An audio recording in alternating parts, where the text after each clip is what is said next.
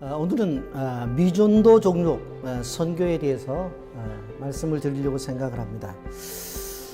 성경을 보게 되어지면 예수님이 말씀하시는 교회 구조가 있습니다. 그 구조를 우리가 알아야지만 실질적으로 선교에 대한 이해가 되어지고, 그리고 이 선교의 필요성과 그리고 선교의 당위성에 대해서 우리가 깊이 깨달아 알 수가 있는 것입니다. 우리 성경 마태복음 28장 18절과 20절 말씀에 보면 예수께서 나와 말씀하여 이르시되 하늘과 땅의 모든 권세를 내게 주셨으니 그러므로 너희는 가서 모든 민족을 제자로 삼아 아버지와 아들과 성령의 이름으로 세례를 베풀고 내가 너희에게 분부한 모든 것을 가르쳐 지키게 하라. 볼지어다 내가 세상 끝날까지 너희와 항상 함께 있으리라 하시니라. 그렇게 말씀했습니다. 그런데 이 말씀을 보게 되어지면 여기 너희는 가서라고 말씀하죠.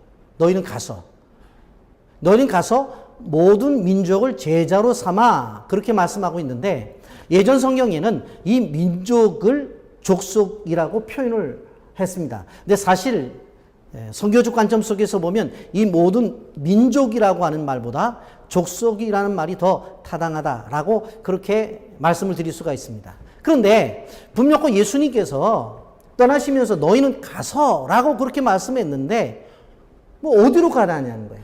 가면 어디로 가느냐라고 하는 것입니다. 여기에 보면 분명히 말씀했어요. 오직 성령이 너희에게 임하시면 너희가 권능을 받고 예루살렘과 유대와 사마리아와 땅끝까지 이르러라고 말씀했어요. 그러니까 어디로 가야 되느냐 하면 바로 예루살렘과 온 유대와 사마리아와 땅끝까지 가야 된다고 성경은 분명히 말하고 있는 것을 볼 수가 있습니다. 이것을 하나의 도표로 이렇게 그림을 그린다고 한다면은 하나님께서 원하신 것이 뭐예요? 여기에 나타난 대로 예루살렘과 유대와 사마리아와 땅끝을 이야기하고 있는데, 그것에 가서 무엇이 되라고요? 증인이 되라고요. 증인이. 그러니까 예루살렘에서도 증인이 되고, 유대에서도 증인이 되고, 사마리아에서도 증인이 되고, 땅끝에서도 증인이 되어져야 된다라고 하는 말씀이에요. 그런데 오늘날 한국 교회와 또 그리스도인들은 어떻게 생각을 해요?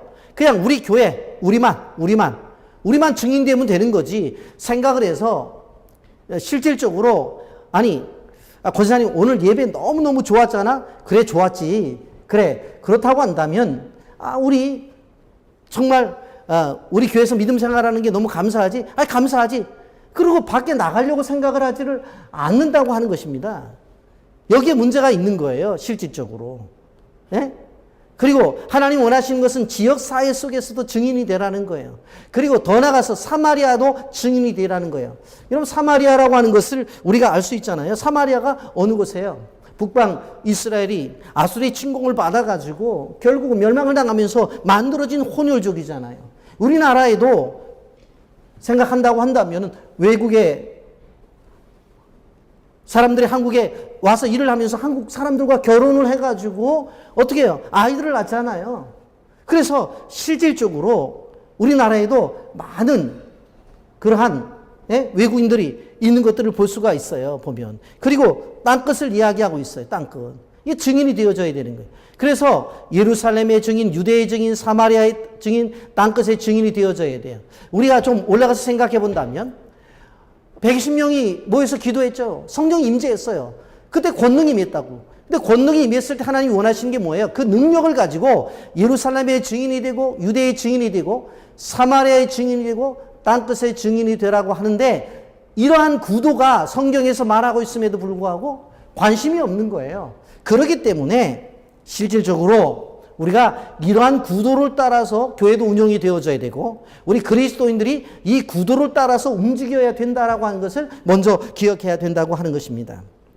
그러면서 우리는 신앙생활을 하면서 항상 무슨 얘기를 하냐면 초대교회로 가자, 그렇게 말을 해요. 근데 여러분, 초대교회라고 얘기할 때 두 개의 교회가 있어요. 하나는 예루살렘 교회고 하나는 안디옥 교회예요.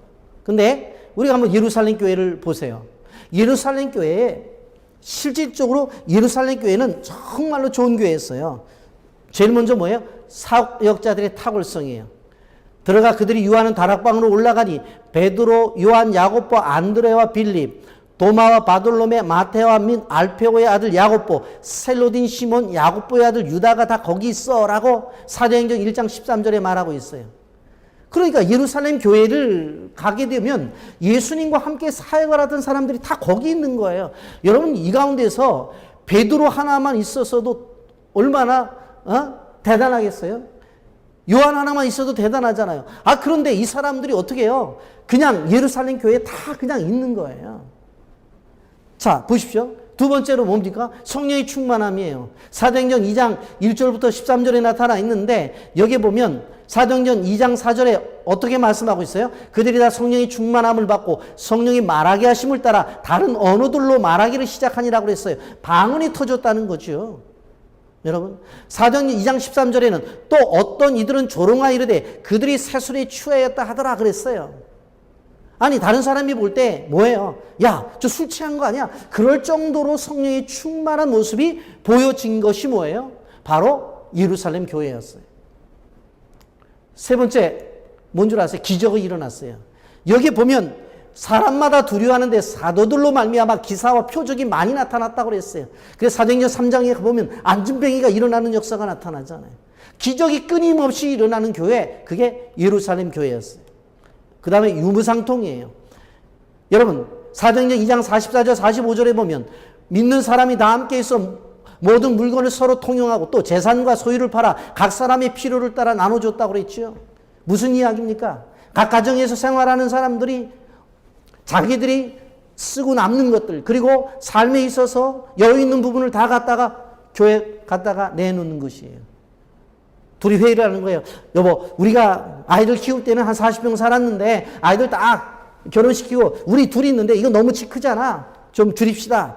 줄여가지고 어떻게 해요? 남은 것을 교회 갖다가 드려요. 그럼 당회가 모여가지고 어떻게 합니까? 자, 이만큼 헌금이 들어왔는데 이걸 어떻게 썼으면 좋겠느냐?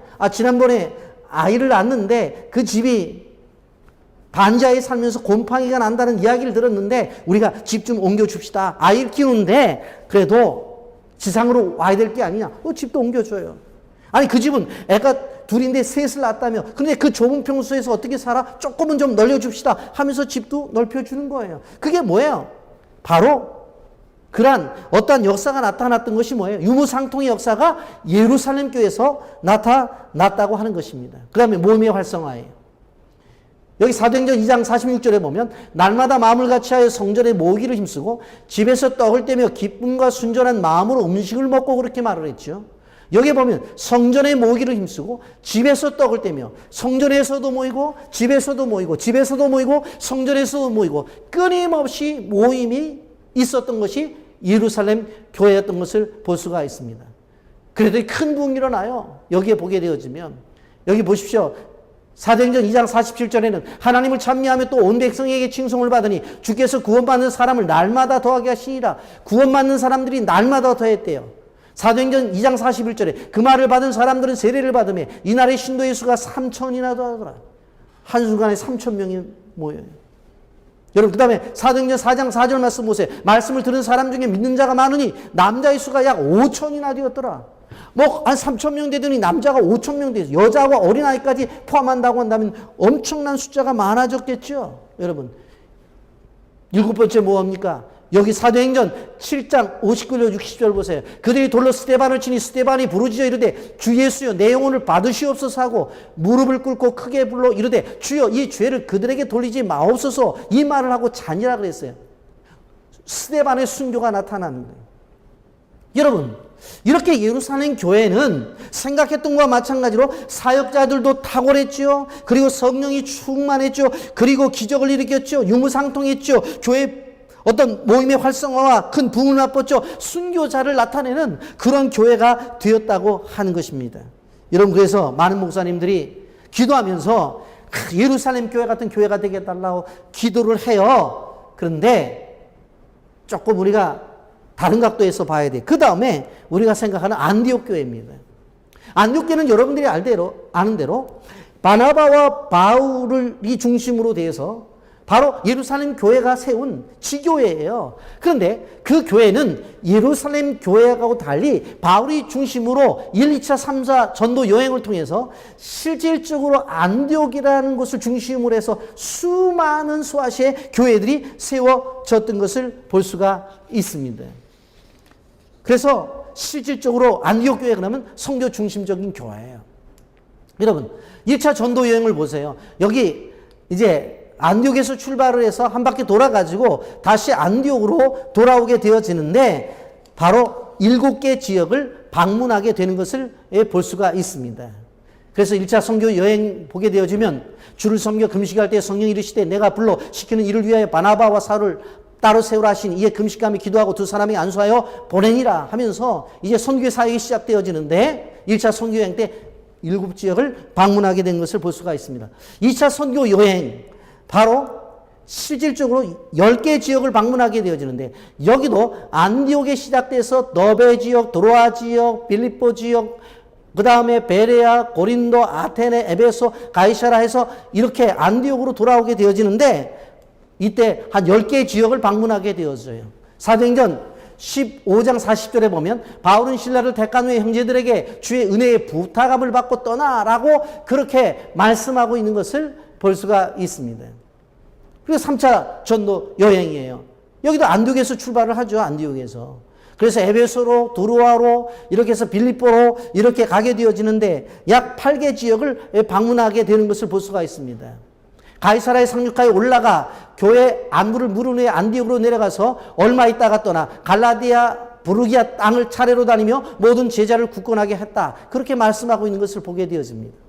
여러분, 그런데 실질적으로 바울의 이 선교 여행에 대해서 우리가 생각해 볼 수 있는 것은 뭐냐면 1차 선교 여행 때는 기간적으로 볼 때 약 1년에서 1년 반이 걸렸어요. 그리고 2차 선교 여행 때는 횟수로 한 3년이 걸렸고요. 3차 선교 여행 때는 4년이 걸렸단 말이에요. 그런데 여러분 한번 생각을 해보세요. 어느 담임 목사님이 어딜 간다고 그래요. 어딜 가시려고 그래요? 우리가 받은 복음이 너무나 귀하니까 선교를 하러 간다는 거예요. 그래서 다녀오셨어요. 얼마나 교인들이 기다렸겠어요. 1차 선교 여행 때. 근데 바울 목사님이 돌아오니까 목사님 오셨다고 얼마나 고생이 많냐고 그렇게 하고 모였단 말이에요. 근데 얼마 안 있다가 어떤 목사님이 오더니 목사님이 이삿짐을 싸는 것 같아. 왜? 그래서 물어봤더니 먼저 개척한 교회들이 어떤지 돌아봐야 되겠다는 거예요. 그런데 가서 한 달이 지나도 2달이 지나도 안 오셔. 1년이 지나도 2년 지나도 안 오신다니. 3년이 지나서 그때 보니까 피골이 상접해서 오신 거예요. 여기저기서 얻어 터지고 먹지도 못하고 굶주리고 성경에 그렇게 말하잖아요.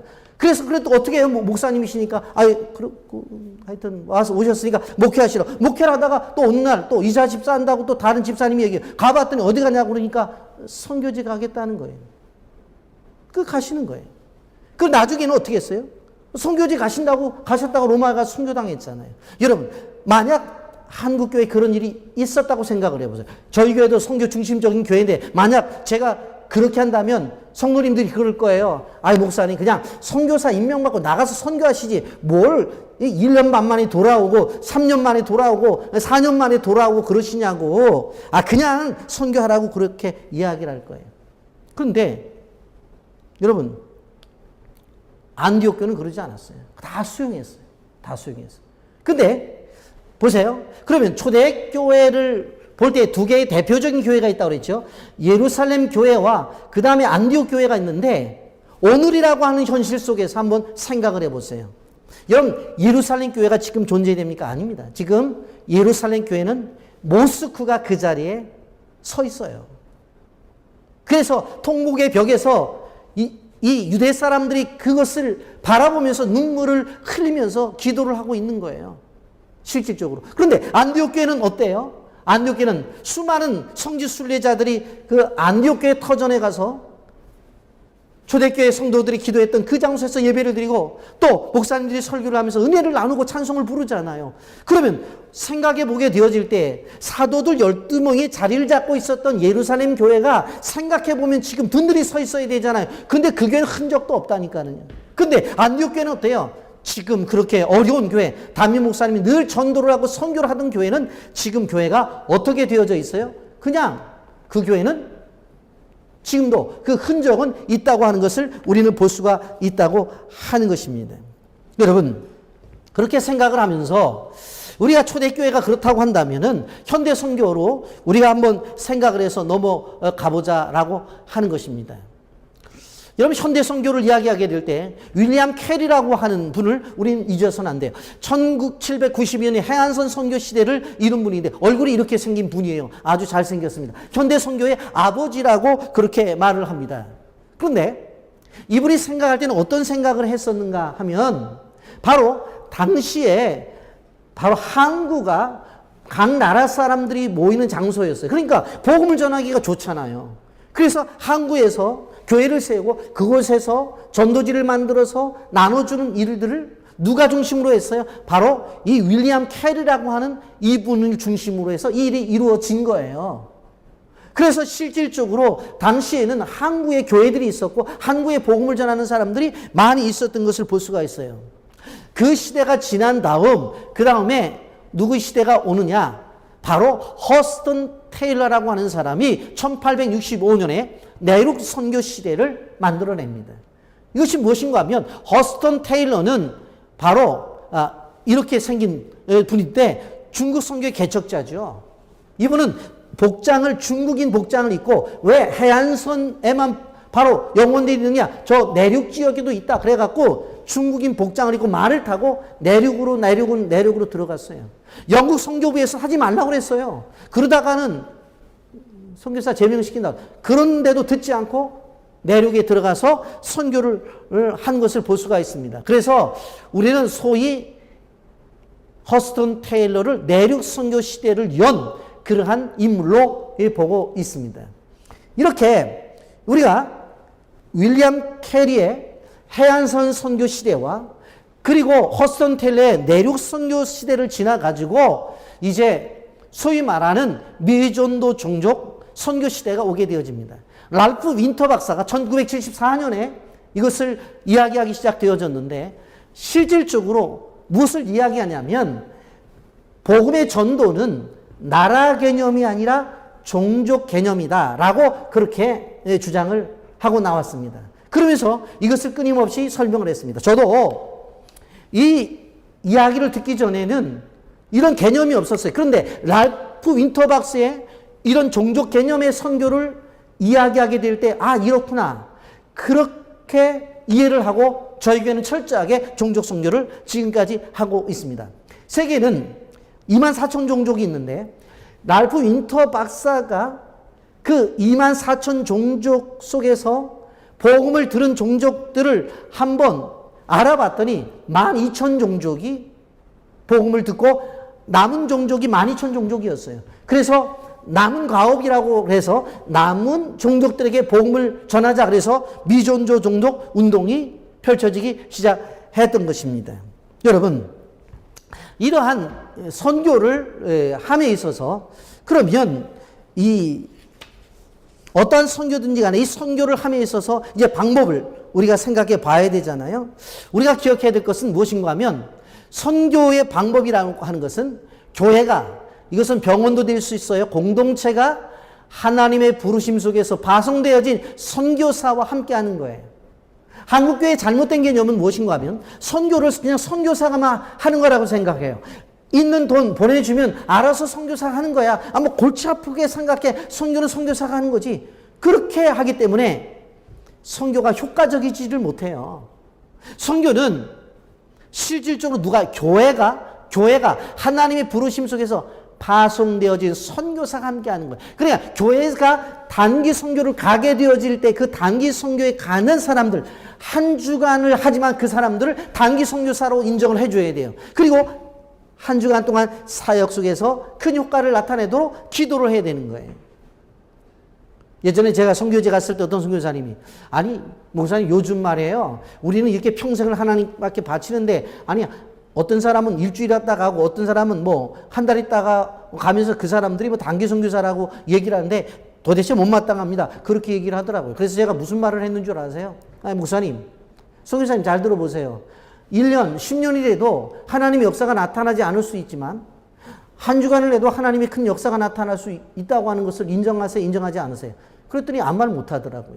그렇기 때문에 우리가 기억해야 될 것은 교회라고 하는 교회 공동체가 단기 선교를 나가게 될 때 그들을 어떻게 해요? 선교사로 인정을 해줘야 돼요. 그리고 현재 있는 선교사와 함께 동역하면서 일을 이루어야 된다고 하는 것이에요. 선교에 있어서 먼저는 전통적이며 보편적인 방법을 생각을 해봅니다. 전통적이며 보편적인 방법이 제가 볼 때는 가장 1순위가 이 바포 사역이라고 생각을 해요. 왜? 산속에 있는 사람들이 많이 굶으니까.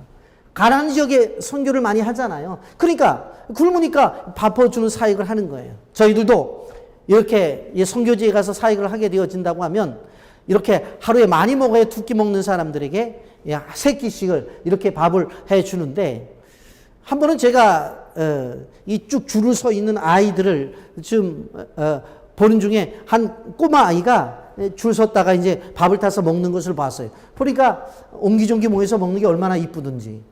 그런데 다른 데 가서 일을 좀 보고 돌아와 봤더니 아니 이 아이가 또 줄을 서 있는 거예요. 이해가 되질 않는 거예요. 아니 조금 전에 밥을 먹었잖아요. 그리고 또 아니 밥표를 어디서 얻은 거예요. 그래도 어떻게 하나 보자 봤더니 이 아이가 밥을 뭐 계속 좀 더 달라는 거예요. 그러니까 배식하는 분이 됐다고 하고 보내더라고요. 그래서 또 밥을 먹나 저는 그런 생각을 했거든요. 그런데 그게 아니라 그걸 갖고 그날 저녁이었는데 어둠 속으로 사라지더라고요. 봤더니 자기 엄마 갖다 주더라고요. 야, 한국에도 효자가 있더니 이곳에도 효자가 있구나. 그런 생각을 했어요. 이 밥퍼주는 사역. 이 밥퍼주는 사역 있습니다. 그 다음에 무엇이 있습니까? 또 보면 쌀 배급 사역이 있어요. 우리는 비전 캠프를 하게 되어지면 어린 아이들에게도 다른 것 안 줘요. 쌀로 다 상품이 다 쌀이에요. 쌀로. 왜? 굶주리고 있으니까. 그리고 저희가 지금 선교 지역에 5차 실질적으로 쌀을 보냈는데 지금 6차를 준비하고 있거든요. 그래서 여기서 돈을 보내게 되어지면 이제 그쪽에서 쌀을 구입해가지고 이제 나누게 되어지는데 저희가 민다나오만 하더라도 15개 교회를 케어하고 있어요. 그러니까 그 성도들 가정에 한 10kg, 어떤 데 15kg씩을 가정에 이제 나눠주게 되면 한 일주일에서 또 적게 먹는, 아껴 먹는 그러한 가정들은 한 2주 정도 먹는다고 그래요. 왜 들어보면 옥수수를 화전민들이 심어서 먹는데 씨앗까지 먹어야 되는 상황까지 코로나 시대에 왔다는 거예요. 그래서 이러한 사역들을 또 하게 되어지고 배급 사역도 하고 또 그 다음에 뭐예요? 모여서 아이들에게 가르치는 사역도 하고 이런 사역들을 계속합니다. 이러한 전통적인 사역을 제가 보다가 조금 더 효과적인 어떤 선교의 방법이 없는가 그 생각을 하다가 제가 하나 고안해낸 것이 뭐냐면 바로 챔버 오케스트라를 통한 선교였어요. 왜? 그곳에서는 이런 악기들을 본 적이 없기 때문에. 그래서 이제 교회 내에 악기하는 특별히 이제 어린 아이들부터 시작해서 중고등부 학생들까지 대학생들까지 다 모았어요. 그래가지고는 오케스트라를 만들어서 선교지를 가게 되었습니다. 1부는 한복을 입고 그리고 쉬었다가 그 다음 2부는 단복을 입고 하게 되어지는데 가면서 제가 깜짝 놀랐던 것은 뭐냐면 너무나 반응이 좋은 거예요. 사실 가보았더니 저희들은 그 선교지에 있는 교회들만 연주를 하려고 갔는데 갑자기 그 교육청에서 무슨 연락이 왔느냐 하면은 이 팀이 어디 팀이냐 선교사한테 연락을 해서 한국에서 온 팀이라고 했더니 학교들마다 와서 연주를 해달라고 뭐 서로 간의 아우성이에요. 그래갖고 지금 이것은 뭐냐면 실질적으로 학교에 들어가게 될 때 그 나라 악기를 가지고 학생들이 연주를 하는 거예요. 그래서 들어가서 이제 연주를 시작했어요. 여기가 제가 기억하기로는 한 2,300명 정도 모이는 공간이었는데 이게 연주가 안 돼요, 사실. 왜냐하면 여기는 더운 지역이라 사방에 다 터져 있어요. 이게 무슨 음악당이 이게 뭐 연주가 됩니까? 그리고 마이크 시설이 뭐 제대로 음향 시설이 돼 있어야지 연주가 되는데 하나도 되지 않아요. 단지 그냥 앞에서 연주하는 거 보는 것 뿐이에요, 그냥. 그래서 끝나고 나면 서로들 이렇게 모여서 사진 찍고 사인해달라고 막 그냥 난리가 아닙니다, 사실은. 예? 이렇게 하면서 실질적으로 어른들만 선교를 하는 것이 아니라 어린 아이들부터 선교를 할 수가 있겠구나. 그런 어떠한 것들을 제가 깨달아서 이러한 부분들에 있어서 여러분이 속해 있는 교회들도 한번 해보라고 하는 그러한 제안을 드립니다. 그러면서 또 한 가지 제가 놀랬던 것은 실질적으로 이제 악기를 하는 팀들을 모여서 이렇게 해외 연주를 나가게 되어지니까 주변에서 악기를 하는 사람들은 객관적으로 볼 때 조금은 뭐 사는 집이라고 그렇게 생각을 하잖아요. 그래서 우리는 악기 애들이 소질도 없고 악기를 시킬 만한 능력도 없는데 그러면 우리 애들은 뭐 선교지도 가지 말라는 말이야. 그래서 제가 좋다 알았다고 해서 합창단을 만들었어요. 어린아이들 합창단을 만들어서 선교를 갔는데 이때 태국을 갔는데 제가 오케스트라를 연주할 때보다도 더 놀랍고 더 정말로 큰 은혜를 받은 게 이 합창단을 통한 선교였어요. 실질적으로 우리 아이들이 많지 않아요. 그때 23명인가 이렇게 갔었는데 우리를 초청한 학교가 소위 말해서 불교 학교예요. 불교 학교. 여러분 불교 학교는 신발도 노란 거 신고요. 그래요. 근데 그 불교 학교인데 그곳에 가서 연주를 했는데 학생들을 모아놨는데 이 떼양볕에 이 운동장에 다 이렇게 모아놓은 거예요. 이때 학생들이 3,000명이 모였어요. 3,000명이. 예? 그리고 보세요. 얼마나 많은 사람들이 아이들이 지금 모여 있는지. 예? 그리고 지금 여기에 있는 애들은 자기네 학교의 예술단이래. 예술단. 그러니까 그 특석에 앉아서 요 옆에가 지금 합창단이니까 합창하는 것을 보라고 이렇게 있는 거예요. 실질적으로. 예? 그래서 나중에 뒤에 우리 아이들이 있고 이 옆에 예술단 애들이 있어서 찍은 거예요. 그런데 제가 깜짝 놀란 것은 뭐냐면 보십시오. 여기 머리 깎고 있고 노란 옷 입은 분들이 누구겠어요? 학교 선생님들이에요. 이 학교에. 그리고 이 카메라 들고 있잖아요. 그리고 더 깜짝 놀란 것은 뭐냐면 학교 마당 그 운동장 앞에 이분이 계시더라고. 그런데 여기 이 불상 앞에서 우리가 길 위에 종려나무 가지라는 찬송으로 시작해서 마지막에 할렐루야 찬송으로 끝냈거든요. 그러니 실질적으로 얼마나 놀라워요. 그런데 선교사들 얘기를 들어봤더니 여기는 선교사들도 못 들어간대요. 감히 전도지도 줄 수가 없고 받지도 않는데 아무것도 허락이 안 된대. 그런데 한국에서 여러분 생각을 해보세요. 그냥 우리 주일학교 아이들이에요. 아이들. 주일학교 아이들 뽑아갖고 합창 연습해갖고 갔단 말이에요. 갔더니 가서 찬송을 불렀더니 이 수많은 아이들이 모여서 그 찬송을 듣고 그리고 학교 선생님들이 다 머리 깎으신 분들이 여기 계시고 그리고 운동장에는 딱 버티고 이러한 불상도 있는 그 학교에 가서 우리가 찬송을 불렀어요. 여러분 저는 이것을 보면서 기억해야 되는 것이 뭐냐면 문화선교라고 하는 것이 상당히 대단하다. 이 음악을 통해서 가지고 나가는 것들이 보통 깊숙한 곳으로 들어갈 수 있다고 하는 것을 깨닫게 되어진 거예요. 그래서 여러분 꼭 기억하셔야 될 것은 뭐냐면 여러분들 소속되어 있는 교회 안에서도 이런 음악을 하는 아이들, 합창단이라든가 또 이런 악기하는 아이들을 중심으로 해서 어떻게 해야 돼요? 이 선교를 나가라는 거죠. 그러면 놀라운 효과를 거둘 수가 있다고 하는 거예요. 그리고 또한 의료 선교입니다. 여러분들 뭐 병원이니까 의료 선교 너무 잘 알잖아요.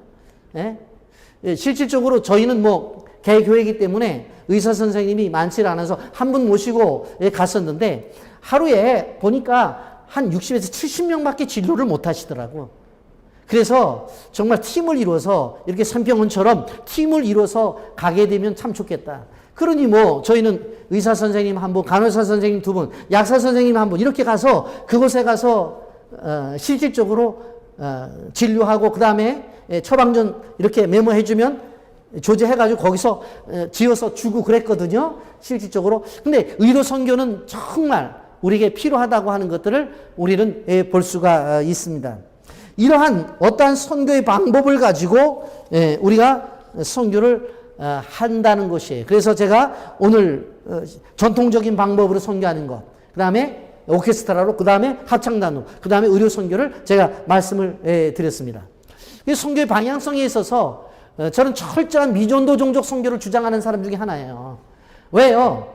제가 랄프 윈터 박사가 조사했을 때 24,000 종족 가운데서 12,000 종족이 복음을 듣고 12,000 종족이 복음을 듣지 않았다고 그랬잖아요. 그런데 그때부터 많은 교회에서 그렇다. 우리가 복음을 듣지 못한 종족에게 복음을 전하자고 해서 이것저것에서 이 복음 운동이 일어났어요. 그래서 그때부터 복음을 전해가지고 바로 한 6,000 종족은 실질적으로 그 가까이 복음을 전했던 것 같아요. 그런데 지금도 남아있는 종족이 뭐예요? 6,000에서 8,000 종족이 남아있다는 거예요.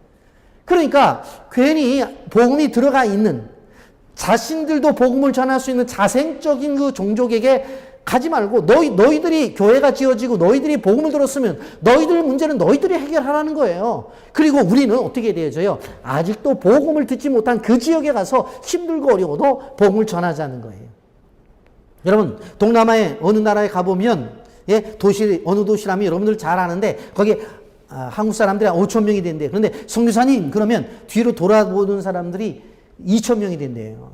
그 2,000명이 선교사 직임을 갖고 들어가서 사역을 한다고 하는 거예요. 그러니까 이게 얼마나 이 선교가 사실은 어떻게 보면 중첩이 되어 있는지를 우리가 생각해 볼 수가 있다고 하는 것입니다.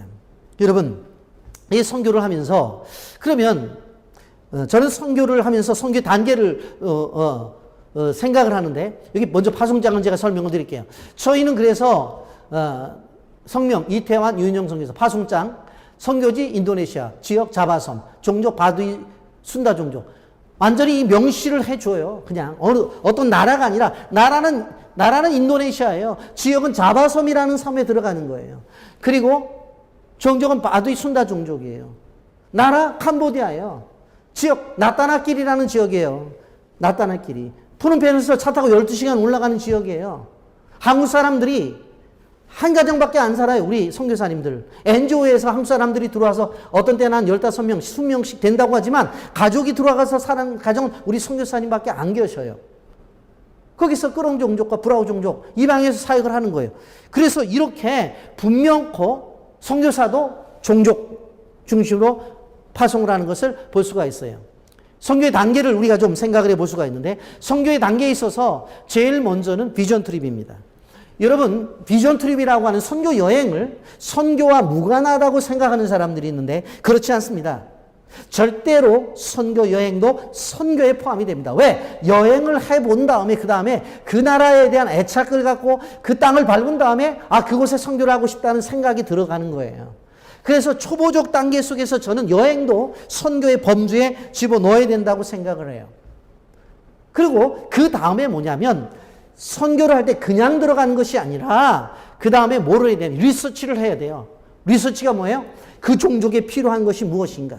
그래서 들어가서 그들의 실질적으로 생활에 대한 것들을 자세하게 좀 우리가 조사를 해봐야 돼요. 그들은 무엇을 먹고 사는지, 그들의 교육활동은 어떤지, 그들이 또 문화활동은 어떤지, 종교는 무엇인지, 이런 것들을 가지고 세밀하게 조사를 해야 돼요. 그리고 거기서 그들의 필요가 무엇인지를 우리는 깨달아 알아야 돼요. 그래서 그것을 가지고 와서 전략을 짜는 거예요. 전략을.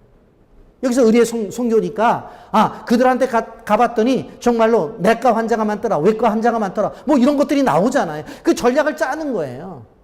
그래서 그곳에 가서 전략을 짜갖고 오는 거예요. 저희가 한 번은 이제 산 위에 올라가서 조사를 했는데 아이들이 아침에 뭐 통을 하나씩 들고 다 내려가는 거예요. 그런데 아주 요만한 꼬마한 애가 뭐 질질 통을 끌고 갈 정도로 키가 조그만한 애가 보니까 페인트 통이에요. 물어봤어요. 왜 그러냐고 그랬더니 학교 내려가서 학교 옆에 있는 그곳에 가서 물을 사갖고 올라와야 마신다는 거예요. 근데 학교 가는데 1시간 걸리는데 산속에 있는 사람들이 물이 안 나오니까 아이들이 학교 갔을 때 공부하고 물 사서 오는 것이 일이었어요. 그래서 갔다 와서 무엇을 했느냐면 우리가 그래서는 안 되겠다. 그래서 그들에게 필요한 것이 뭐냐 해서 준비된 것이 자바라 물통이에요. 여러분 자바라가 뭐예요? 늘어났다가 줄어드는 것이잖아요. 그러니까 집에 와서 물 따라 먹고 학교 갈 때 되면은 어떻게 해요? 손에 들고 가든지 가방끈에 매가지고 덜렁덜렁 가기 얼마나 좋은지 몰라요. 그래갖고 물 집어넣으면 쭉 늘어나가지고 가지고 올라오면 좋고. 그래서 저희가 그 지역이 한 60, 70가구 사는 지역이 있는데 각 집안마다 자바라 물통을 사서 하나씩 선물한 적이 있어요. 여러분 꼭 기억해야 될 것이 무엇인가 하면 이러한 리서치 사역을 통해서 그들의 필요를 알고 그들에게 문화를 알고 잘 알아야 돼요. 그래야지만 실제적으로 사역을 하는데 효과적으로 사역을 할 수가 있다는 것입니다. 그 다음에 뭐가 있어요? 실질적으로 사역 속에서 미니스트리, 여러 사역 가운데서 아까 빵 나눠주는 사역도 있지만 가르치는 사역도 하는 거예요. 그리고 이러한 것들을 한 다음에 제가 한국교회에서 잘 하지 않는 뭘 했냐면 캠프를 했어요. 각 곳에 있는 모든 청소년들을 모아놓고 캠프라는 거예요. 지금 현재 이 장소에 모여있는 이 지금 청소년들만 한 300에서 400명 정도. 주일학교 애들은 또 한 400명 정도. 그리고 어른들까지 해서 한 1000여 명 정도가 모이는 대형 집회를 산속에서 하는 거예요. 그러면서 그곳에서 어떻게 해요? 실질적으로 복음에 대해서 이야기해주고 그곳에서 성령의 임재를 경험하는 거예요. 그러면서 여기서 끝내는 것이 아니라 이렇게 캠프를 하다가 보면 눈에 띄는 아들이 있잖아요. 선생님들이 가르치면서 정말로 이 아이는 괜찮다라고 생각하는 아이들이 있잖아요. 그 아이들을 뽑아요. 그래서 뭐를 합니까? 세미나를 해요. 세미나. 그래서 집중 교육을 시키는 거예요. 한 주간 동안을 또 집중 교육을 시켜요. 그러면서 한 단계 한 단계 더 나가는 거예요. 이거는 비전 캠프가 끝나고 나서 전체가 모여서 찍은 사진입니다. 이렇게 생각을 해봤습니다만은 우리가 실질적으로 비전 투립을 하고 그 다음에 리서치 사역, 현장 조사 사역하고 미니스트리 사역을 하고 캠프를 하고 비전 캠프를 하고 세미나를 통해서 실질적으로 한 번만 갔다가 오는 것이 아니라 지속적으로 이 사역을 한 지역을 해야 된다는 거예요. 저는 유람 선교를 반대하는 사람 중에 하나예요. 왜냐하면 선교지에 가보면 그 사람들이 한국 사람들이 잘 산다는 걸 알아서 어떻게 하든지 간에 이번 기회에 저 사람들이 가지고 있는 것을 우리가 취하고 싶다는 그런 자꾸 욕심이 생겨요. 근데 그렇게 하지 말라는 거예요. 여행을 갔죠. 그 다음에 리서치를 갔죠. 그 다음에 사역을 들어가죠. 사역이 한두 번 들어가니 계속 들어가죠. 그 다음에 그곳에서 사람들을 모아서 캠프를 하죠. 또 그곳에 똑똑한 애들을 모아서 세미나를 하죠. 지속적으로 하게 될 경우에 거기서 아름다운 열매들이 맺혀진다라고 하는 것을 꼭 기억하셔야 됩니다. 저희는 그래서 선교지에 많은 사역은 아니지만 바로 인도네시아와 캄보디아와 필리핀을 하게 되는데 필리핀 같은 경우에는 30년 정도가 됐어요. 한 곳에 집중을 해요. 집중을. 여러분, 그래서 이런 사역을 통해 가지고 하나님의 나라가 세워지고 있다라고 하는 것입니다. 그러면 저희 교회를 중심으로 해서 사실 선교 종합적 특성을 한번 보자고요. 제일 먼저 종족 리서치를 해요. 현장 조사를 한단 말이에요. 그래서 이 종족을 우리가 입양해서 사역을 해야 되겠다고 하는 종족 선택을 해요. 결정을 해요. 결정을 했으면 그냥 그곳에 간 사람들뿐만 아니라 어떻게 해요? 종족 입양 예배를 드려요. 그리고 그 지역 선교사를 파송하기 위해서 영입을 하고 선교사 파송을 합니다. 종족 리서치, 종족 선택, 종족 입양 예배, 선교사 영입, 선교사 파송 이런 순서대로 진행되는 것을 볼 수가 있어요. 요거는 종족 입양 예배 사진인데 그럼 종족 입양을 할 때 그 사람들을 데리고 와야 되잖아요. 어떻게 데리고 와요? 못 데리고 와요. 비자도 나오질 않아요. 그럴 때 어떻게 해요? 그 나라 사람들과 가장 비슷한 성도들을 선택해가지고 옷을 사갖고 온 것을 가지고 옷을 입혀가지고 이렇게 사역을 하는 거예요. 실질적으로. 여러분, 보게 되어지면 우리 교회 권사님이신데 담배 때 물었죠. 뒤에 강대상인 담배 때 물었죠. 뒤에 이게 이제 배낭인데 거기 바나나 달려있죠.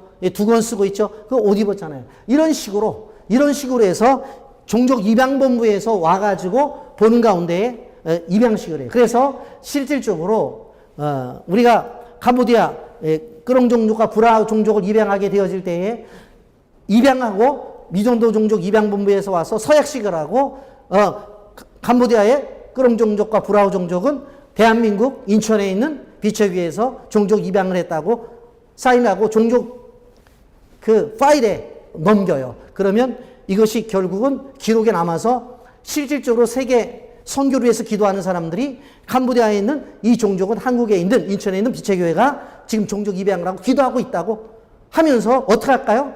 다른 입양하지 않은 종족을 또 선택해서 선교를 하는 거예요. 이런 식으로 선교를 진행해 나가는 거예요, 보면.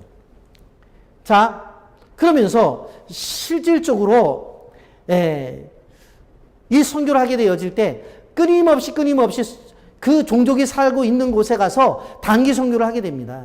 단기 선교를 하게 되어지는데, 단기 선교를 하면서 무르익었을 때에 교회를 개척하게 되어지는데, 교회를 개척하게 될 때 현지 사역자가 세워지기 전에는 절대적으로 교회 개척을 하지 않습니다. 왜? 그거는 절대적으로 교회가 온전히 세워질 수가 없어요. 그래서 끊임없이 단기 선교와 끊임없이 비전 캠프와 세미나를 통해서 거기에 사역자가 세워진 다음에 교회를 개척해 나간다고 하는 것을 우리는 기억해야 돼요. 전략 선교를 이야기하게 되는데, 빌란 종족은 이주 마을 정책을 썼어요. 그리고 바두이 순다 종족은 순다 종족을 통한 바두이 종족 선교를 했고, 그런가 브라우 종족은 교육과 전문인 사역을 통한 선교를 했는데, 선교는 저는 전략적으로 나가야 된다고 생각을 하거든요. 여러분, 이게 빌란 종족 이주 마을이라는 것이 뭐냐면, 제가 이제 산속에 올라가 보니까 뭐 다 벗고 살아가요. 그래서 제가 물어봤어요. 당신들이 저 도심지 근방에 내려가게 되면 일을 하면서 자녀 교육도 시킬 수 있는데, 이 왜 산속에서 먹지도 못하고 마시지도 못하고 이런 곳에서 왜 이곳에서 자녀 교육도 시키지 못하고 살아가냐 그랬더니, 우리도 저곳으로 가고 싶은데 실질적으로 그곳에 자기네들이 땅이 없다는 거예요. 그 얘기를 듣고 제가 한국에 와서 기도했어요. 그런데 기도할 때 하나님께서 저에게 음성을 주셨어요. 그들이 땅이 없어서 못 내려온다면 내가 땅을 사서 그들을 이주시키면 되지 않겠느냐. 그때 제가 강대상에 엎드려 기도하다가 은혜를 받은 거예요. 좋다. 그래가지고 제가 그때 3천만 원을 만들어가지고 필리핀을 갔어요. 가가지고 이제 주인하고 만나서 이제 이 땅을, 사실 이 땅, 여기 이 땅을 다 계약하려고 하는데, 이 땅 주인이 당신이 한국 사람인데 왜 와서 이 땅을 살려고 하느냐고 물어보는 거예요. 그래서 내가 산속에 올라갔더니 당신 종족들이 이러해서 다 벗고 살고 애들 교육도 시키지 못하고 살더라. 물어봤더니 아래 지역에 땅이 없어서 내려오지 못한다고 그래서 내가 한국에 가서 기도하다가 응답을 받고 이렇게 땅을 사러 왔다고 그랬더니, 여러분, 이분이 눈물을 줄줄 흘리면서 저한테 그냥 거저주겠다는 거예요. 도네이션 하겠다는 거예요. 그래서 돈 가져간 것 가지고 돈 쓰지 않고 이 땅을 받아요. 그래서 이 집들 있잖아요. 이 집들이 그때에 이 앞에 교회를 짓는 건데, 실질적으로 교회를 나온다는 사인을 한 사람들만 내려왔어요. 그런데 사실은 그때 47가구가 내려오게 됐는데, 첫 주일 예배가, 여러분 생각해 보세요. 47가구면요. 실질적으로 필리핀 이 산족 가운데는 최고로 가족 수가 적은 데가 5에서부터 15명까지 애들 하도 많이 나와서. 그러니까 첫 주 주일학교 예배가 150명 모였다니까요. 예? 그러니까 얼마나 놀라워요. 그런데 그래서 저는 이주 마을을 통한 선교 전략이 귀중하다는, 큰 돈이 들어가는 게 아니에요, 사실은. 산속에 있는 사람들에게 밑에서 교회가 땅을 사갖고 내려오도록 허락을 해주고, 근데 이것도 그들의 이름으로 해주면 안 돼요. 나중에 팔아먹어요. 그래서 교회가 이것을 갖고 있고 이것을 살도록만 해줘요. 한국은 너무 좋아요. 왜냐하면 임대 아파트 제도를 우리는 경험하고 있잖아요. 그러니까 임대 개념이에요. 살다가 내려가겠으면 내려가라는 거예요. 그러면 산속에 있는 사람이 다른 사람이 들어오면 되는 거예요. 그리고 이 교회 얼마나 잘 지었습니까? 이게 보면 그렇게 하고, 교회를 지을 때 다 짓고 마지막에 페인트 칠을 성도들이 가서 하고 이렇게 기도를 하고 입당 예배를 드리게 됩니다. 이게 이제 바두이 순다 종족인데, 이 바두이 순다 종족은 보다시피 검은 옷하고 흰 옷밖에 안 입어요. 이 사람들은 다 보면은 다 검은 옷하고 흰 옷밖에 안 입어요. 한 번은 이 산속에 들어갔는데 악기를 연주하는 거예요. 봤더니 모양이 바이올린하고 똑같아요. 그래서 물어봤어. 이것을 어떻게 너희들이 연주하냐 그랬더니, 서구 사람들이 들어와서 이 땅을 지배했을 때 자기들이 배웠다는 거예요.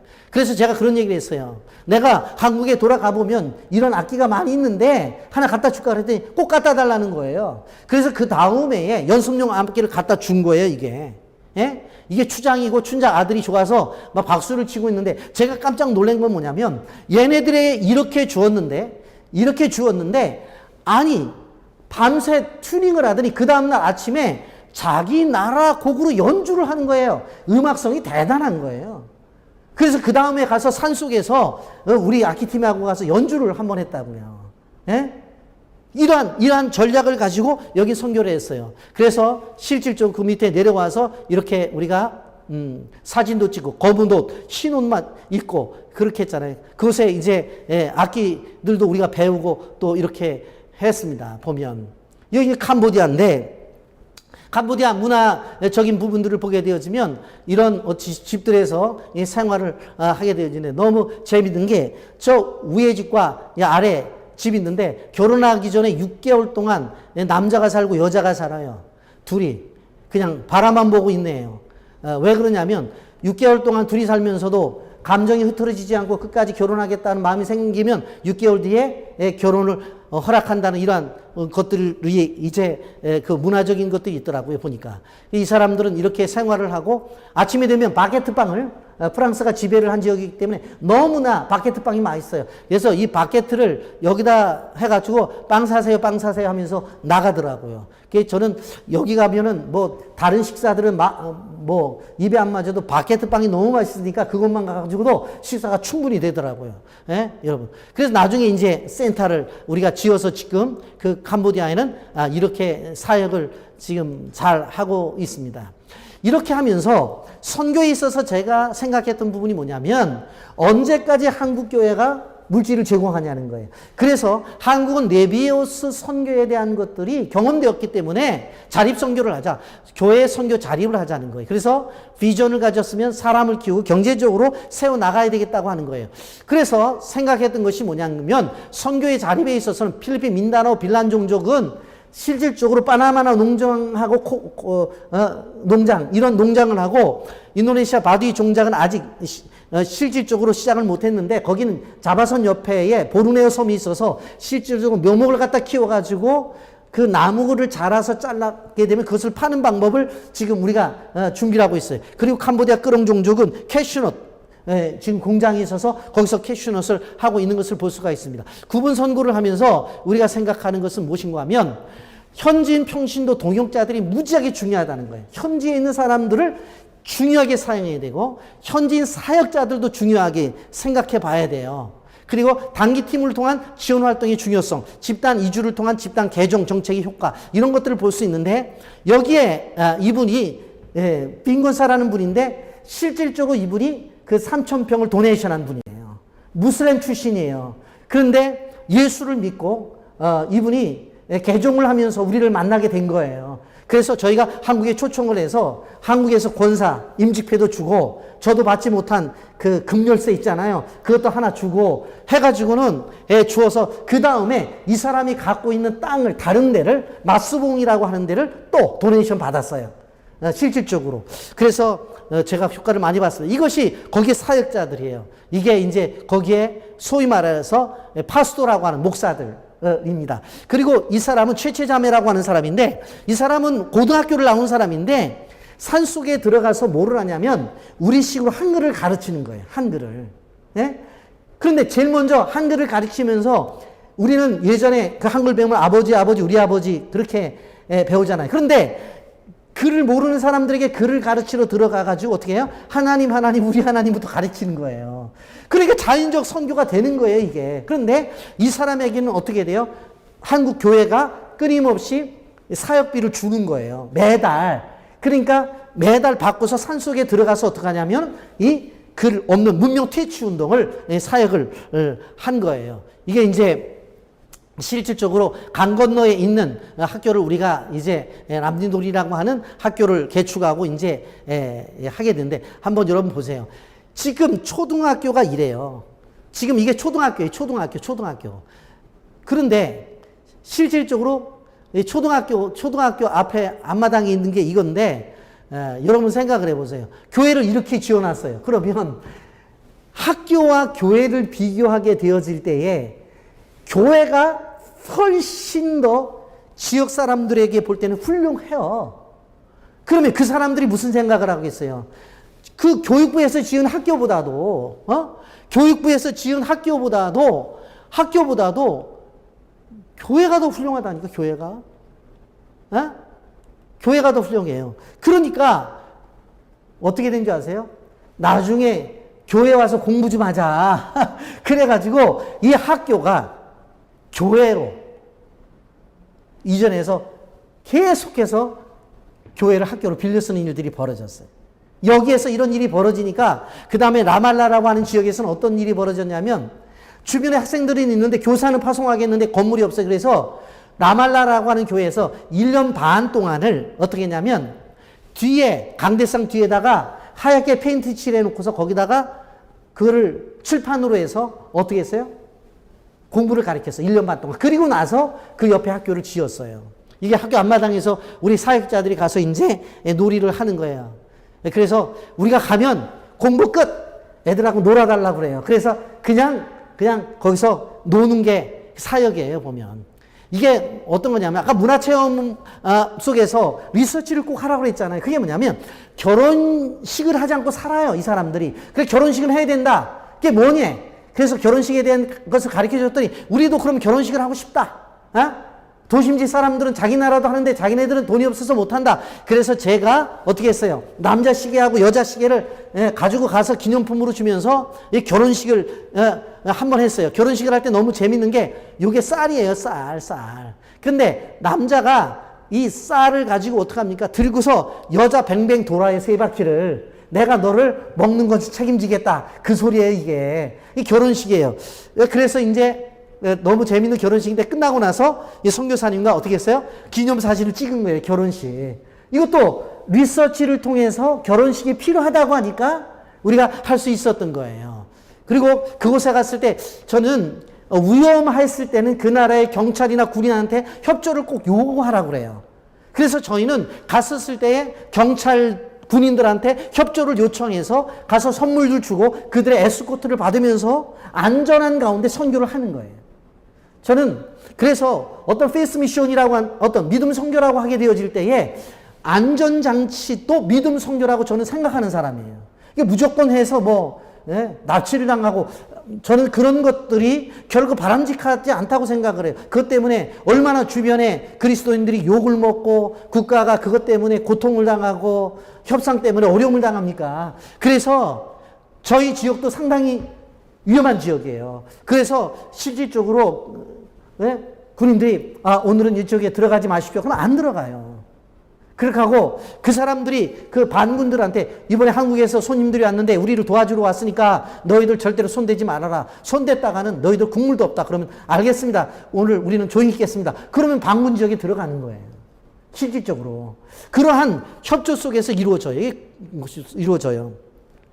자, 그러면서 실질적으로 이루어지고 그리고 우리가 이제 해외 나가게 되어질 때 이렇게 남발을 붙이게 되어져요. 이게 왜 남발을 붙이게 되어지냐면 처음엔 우리가 이 경험이 없어가지고 어떻게 했냐면은 오늘 주일학교 사역이 있지 풍선 어디 있지 가요 어디 있지 그러면 1번 박스 아니 7번 박스야 어디 15번 박스야 그냥 다 풀어나가고 엉망진창이 됐어요. 근데 그 뒤부터는 1번 박스엔 리스트, 2번 박스에 3번 박스에 딱 있어서 저녁에 사역 끝나고 그래서 내일 사역 뭐죠? 어린 사역 뭡니다. 청소년 사역 뭡니다. 몇 번 박스에 뭐 들어있지? 딱딱해서 딱 꺼내가지고 어떻게 사역 준비하는데 너무 편안하게 했어요. 그래서 저는 박스를 이렇게 남바링을 다 해갖고 나갑니다. 그걸 말씀을 드리는 거예요. 그리고 교회를 짓고 있는 집단 이주를 통한 집단 개정의 정책의 효과를 지금 보고 있는 거고 그 속에서 실질적으로 집단 개정 정책의 효과 속에서 이렇게 인물들이 점점 자라나는 거예요. 공부하는 아이들이 우리들이 가서 했었을 때 이런 일들이 자라납니다.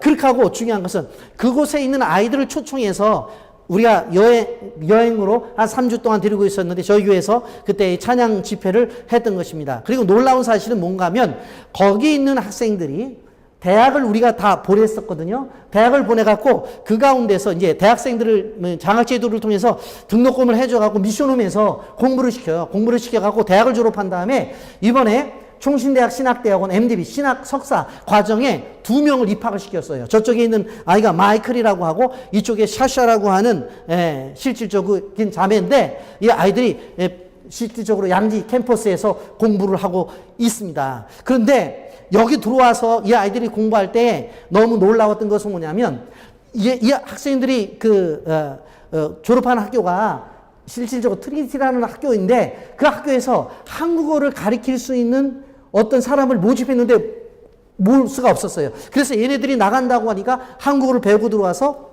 자기 학교에서 교수를 좀 해달라. 그래서 지금 신학뿐만 아니라 한국어 열심히 해야죠. 그래서 제가 태권도까지 해서 동아리 활동까지 하게끔 하려고 그렇게 생각해요. 그래서 이 학생들은 들어가게 되면 교회 사역도 하지만 실질적으로 무엇도 하냐면 학교에 들어가서 겸임교수, 교수 사역도 할 수 있는 그러한 아이로까지 성장이 되었다라고 하는 것을 말씀을 드립니다. 그러면서 이 실질적으로 장학 제도를 위한 선교가 왜 중요한가 하면 사람을 키우는 사역을 꼭 해야 된다는 거예요. 그냥 빵 나눠주는 거 매번 배고파요. 옷 나눠주는 거 옷 떨어져요. 돈 줘도 그것도 얼마 안 있으면 소비가 되어져요. 병도 아픈 거 치료해 주지 또 아파요. 그런데 어떻게 해요? 사람을 키우는 사역을 해서 그 종족 자체 내에서 그 종족을 책임질 수 있는 인물들을 키워내야 된다. 꼭 기억하십시오. 이러한 선교 전략을 가지고 여러분들에게 말씀을 드렸는데 꼭 기억하시고 여러분의 개인적인 생활이나 가정생활, 교회생활 또 직장 이 샘병원 안에서의 사역 속에서 하나님의 놀라운 큰 역사가 나타나기를 주님의 이름으로 축복합니다.